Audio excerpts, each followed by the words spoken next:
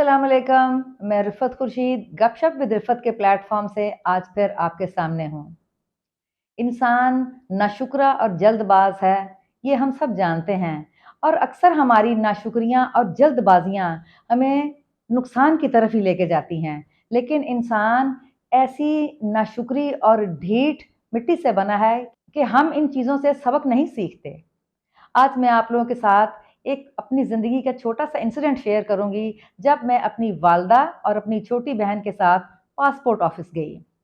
हम तीनों को अपने पासपोर्ट बनवाने थे और मेरी वालदा जो कि काफ़ी एजेड हैं, उनके लिए ज़्यादा देर बैठना इतना आसान काम नहीं है। बहरहाल चूँकि हमें पासपोर्ट्स की ज़रूरत थी, इसलिए हम ऑफ़िस रवाना हुए। जब हम पहुंचे तो हमसे पहले एक ग्रुप पासपोर्ट की प्रोसेसिंग और इंफॉर्मेशंस के लिए अंदर जा चुका था, जिसमें तकरीबन 20-25 आदमी और 20-25 ही औरतें शामिल थीं। जब दरवाज़ा बंद हुआ तो इस वक्त हमसे आगे दो खवातीन थी। तो ये तय हुआ कि हमें दोबारा तकरीबन 1 घंटा बैठना है और इसके बाद दोबारा हमारी बारी शुरू होगी। हम सब लोग दोबारा अपनी अपनी सीट्स पे बैठ गए।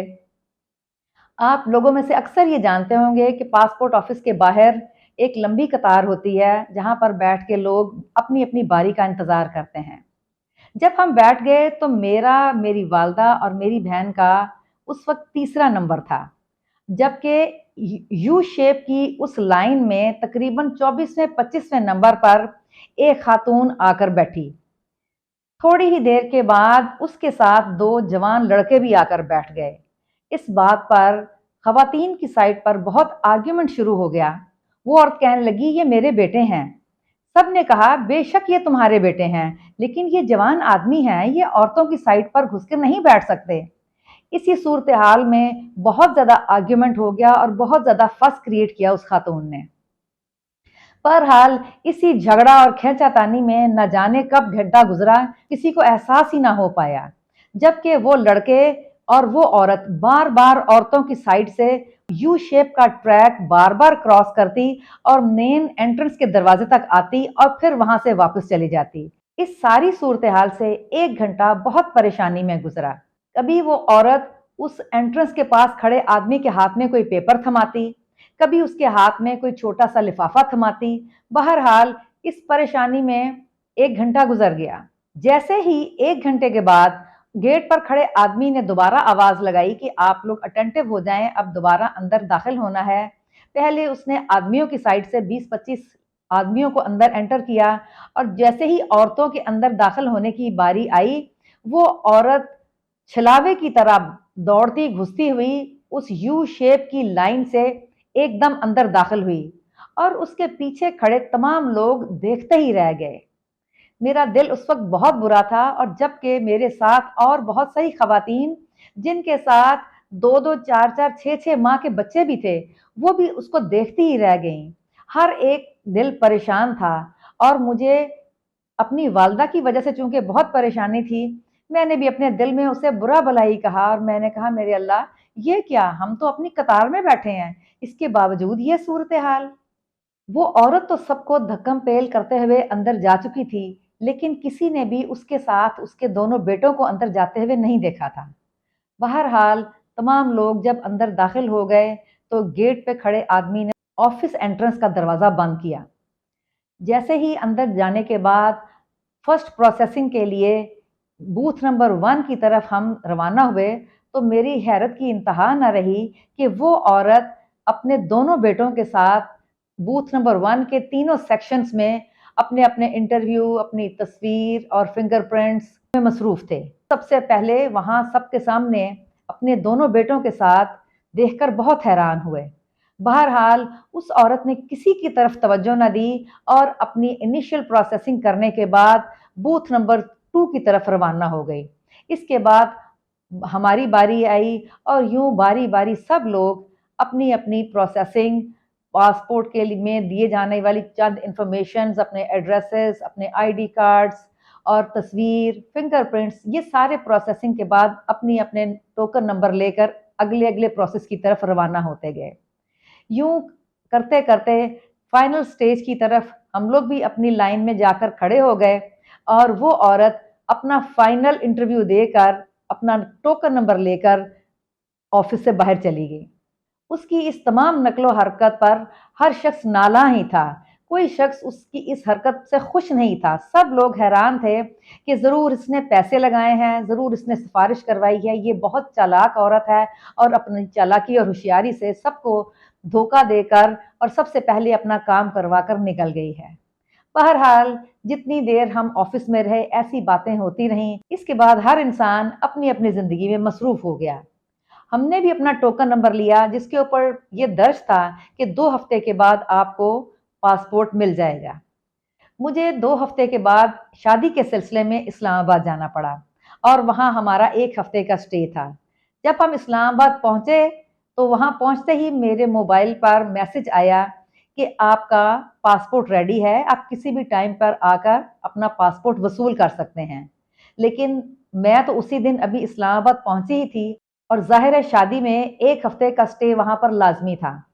जब हम शादी अटेंड करके वापस आए तो थकन की वजह से जिस्म चूर-चूर था और हम लोगों ने मज़ीद 2 दिन स्टे करने के बाद पासपोर्ट ऑफिस जाकर अपने पासपोर्ट्स वसूल करने का इरादा किया। जिस दिन मैं अपनी वालदा के साथ दोबारा पासपोर्ट लेने के लिए ऑफिस पहुंची तो हम बुजुर्ग शहरियों वाली लेन में एंटर हुए ताकि हमें एक तो पासपोर्ट जल्दी मिल जाता और दूसरा उस वक्त वहां पर कोई कोई और मौजूद भी नहीं था। मैं अपनी वालदा के साथ यूं ही उस खिड़की के पास पहुंची और मैंने अपना टोकन नंबर दिखाया तो वो शख्स कहने लगा, बाजी आप लोग का पासपोर्ट तो 15-20 दिन से रेडी है, आप लोगों को मैसेज भी आ चुका, आप लोग कहाँ थे? बहरहाल इसी दौरान वो हमारे पासपोर्ट भी निकालता गया, वन बाय वन तीनों पासपोर्ट्स उसने मुझे पकड़ाना शुरू किए। और जबकि मैं उसे बता रही थी कि भैया इस तरह मुझे एक शादी के सिलसिले में इस्लामाबाद जाना पड़ गया, शादी चूंकि बहुत नज़दीकी थी इसलिए वहाँ जाए बगैर गुजारा नहीं था और इसीलिए वहाँ पर टाइम भी ज़्यादा लगना था, इसी वजह से हमें देर हो गई। मैं उससे ये बातें कर ही रही थी कि हमारी साथ वाली खिड़की पर खड़ी औरत जो कि एकदम से बोली कि ये लोग जिनको आप लोग अभी कह रहे हैं कि 15 दिन से इनके तैयार पड़े हैं और ये 15 दिन के बाद लेने आए हैं, जबकि जिस दिन हम पासपोर्ट बनवाने आए थे तो इनका नंबर मेरे बाद था, इनका टोकन नंबर भी मेरे बाद था। ये कैसे मुमकिन है कि जो लोग बाद में जिन्होंने अपनी प्रोसेसिंग करवाई है उनके पासपोर्ट्स पहले तैयार होकर आ जाएं। उसके ऐसे बोलने पर जैसे ही मैं उसकी तरफ मुतवज्जो हुई तो मैं हैरान रह गई कि ये वही औरत थी जिसने उस दिन रिश्वत इस्तेमाल करते हुए या अपने ताल्लुकात इस्तेमाल करते हुए या अपनी होशियारी और चालाकी से अंदर दाखिल होकर पहले अपने सारे कागजात की प्रोसेसिंग करवाई थी और आज ये यहाँ बेबस खड़ी दोबारा आर्ग्यूमेंट कर रही थी।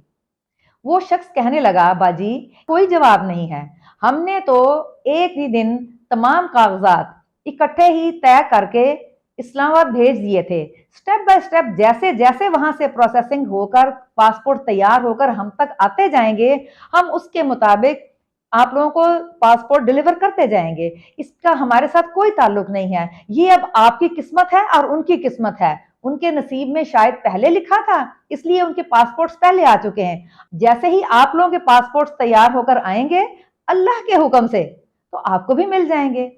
उसका ये कहना, जैसे ही उसने ये सारी बातें की तो मुझे याद आ गया कि वाकई सच कहते हैं जो तुमसे नहीं हो पा रहा उसे अल्लाह के हवाले कर दो, फिर देखो अल्लाह कैसे उसी को वसीला बनाएगा जो तुम्हारी राह में रुकावट डालता है। और जो शख्स जुल्म के जरिए इज्जत चाहता है अल्लाह ताला उसको इंसाफ के जरिए जलील करता है।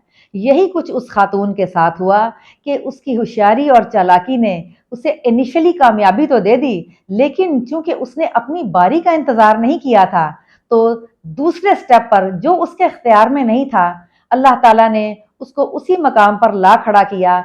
उस औरत के साथ भी वही कुछ हुआ कि उसने फर्स्ट स्टेप पर अपनी होशियारी और चालाकी से और तेजी से कामयाबी तो हासिल कर ली, लेकिन इसी प्रोसेस का जो दूसरा हिस्सा था जो उसके इख्तियार में नहीं था वहां पर आकर उसे रुसवाई का सामना करना पड़ा। इसीलिए हमें जल्दबाजियों करते वक्त ये जरूर ख्याल कर लेना चाहिए कि इस जल्दबाजी में हम किसी को नुकसान तो नहीं पहुंचा रहे, किसी के लिए दुख और परेशानी का बायस तो नहीं बन रहे। मुझे उम्मीद है आप मुझसे ज़रूर एग्री करेंगे। मुझे आपकी राय का इंतज़ार रहेगा। मेरे चैनल गपशप विद रिफ़त को सब्सक्राइब कीजिए और मेरी कहानी को, मेरे वाक़यात को लाइक कीजिए और मुझे अपनी राय से आगाह कीजिए। इंशाअल्लाह अगली दफ़ा किसी नए वाक़ये, किसी नई कहानी के साथ आपसे दोबारा मुलाकात होगी। तब तक के लिए इजाज़त दीजिए। अल्लाह हाफ़िज़। अस्सलाम अलैकुम।